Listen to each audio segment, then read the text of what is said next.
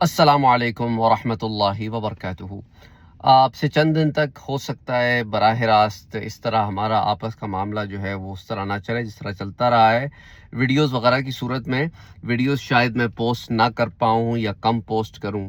اس کی ایک وجہ یہ بھی ہے کہ I am travelling right now, اور اس وقت ہم الینوائے سے گزر کے انڈیانا سے گزر کے مشیگن میں داخل ہو چکے ہیں، اور بہرحال ایک دو باتیں آپ سے کرتا چلا جاؤں اس ضمن میں۔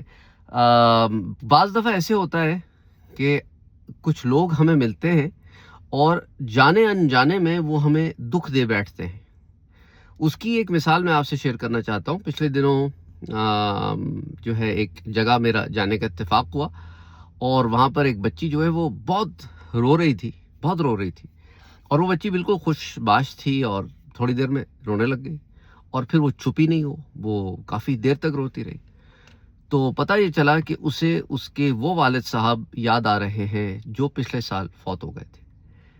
تو میں کہا بچی تو بڑی باہمت بچی ہے، اور اس فیس سے گزر چکی ہے، 1 سال ہو گیا، اور اتنا زار و قطار رونا۔ تو بتایا یہ گیا کہ ایک خاتون اس مجلس میں بیٹھی تھی جنہوں نے اس بچی سے پوچھا کہ تمہاری ماں کا کیا حال ہے۔ اس نے کہا میری ماں ٹھیک ہے الحمدللہ، شی از ڈوئنگ فائن، وہ ابھی میرے بھائی کے پاس ہیں، ابھی پھر میرے پاس آ جائیں گی۔ تو اس خاتون نے آگے سے کہا ہاں تمہارے والد کو جا کے 1 سال ہو گیا ہے، بڑا مشکل ہوتا ہے، اور فلانا، اور اس نے ان کا والد کا تذکرہ اس انداز میں چھیڑا ان خاتون نے۔ ان کی انٹینشن نہیں ہوگی کہ it hit that girl pretty hard, اس لڑکی کو ایسا اس کا ایک وہ ہوا نا کہ ایک دفعہ پھر وہ اس فیز میں چلی گئی۔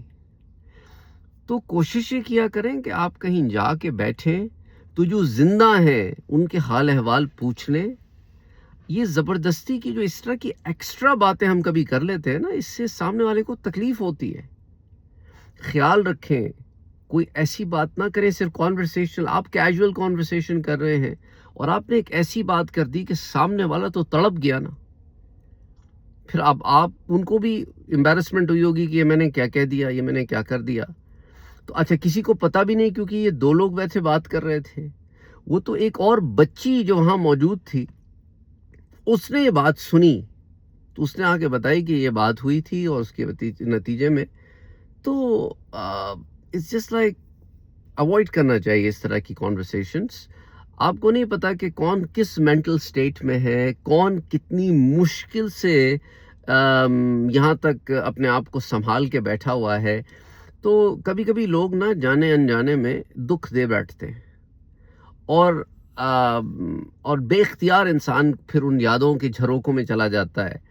تو اس لیے خیال رکھنا چاہیے، احتیاط رکھنی چاہیے، کیونکہ میں سفر پہ ہوں تو پھر مختلف، اب جب آپ سفر میں جاتے ہیں نا تو مختلف لوگوں سے ملاقات ہوتی ہے آپ کی، اور مختلف جو ہے ایکسپیرینسز گین کرتے ہیں آپ۔ یہ جو ہے نا سفر کے ایک بہت سارے ایلیمنٹس یہ بھی ہوتے ہیں، آپ اپنے محدود شہر میں محدود ذہن والوں میں آپ بیٹھ رہے ہوتے ہیں، جب آپ نکلتے ہیں آپ کا 50,000 لوگوں سے ایکسپوجر ہوتا ہے، آپ ملتے ہیں، it's just like a totally different experience. تو اس لیے زندگی میں ایکسپیرینس کرنا چاہیے۔ بچوں کو بھی میں کہتا ہوں، وہ کہتے ہیں کہ جی ہم تو کسی کو جانتے نہیں ہوں گے جب کہیں ایسی جگہ جانا ہوتا ہے۔ میں نے کہا کوئی بات نہیں، اب جان لو گے، جب جاؤ گے ملو گے تو جان لو گے۔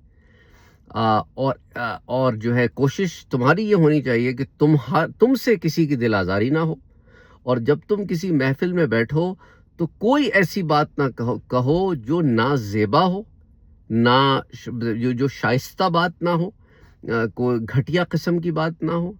مذاق بغیر گھٹیا پن کے بھی ہو سکتا ہے، اور کسی کو نشانہ نہ بنانا، کسی کا مذاق نہ اڑانا، کسی کا مذاق اڑا کے محظوظ ہونا، یہ انسان کی کمتری اور کمزوری جو اس کے اندر جو ہوتی ہے نا، وہ اس کی علامت ہوتی ہے۔ آپ ایسا مذاق کریں کہ کسی کی دل آزاری نہ ہو اور سب محظوظ بھی ہو جائیں، کسی کو آپ نشانہ بھی نہ بنائیں اور سب محظوظ بھی ہو جائیں۔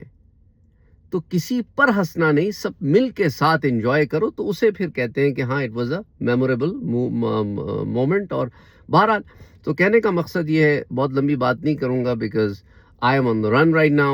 I have to go to my next destination. تو بہرحال اللہ سبحانہ و تعالیٰ سب کے لیے آسانیاں کرے، آمین، اللہم صلی علی محمد وعلی آل محمد۔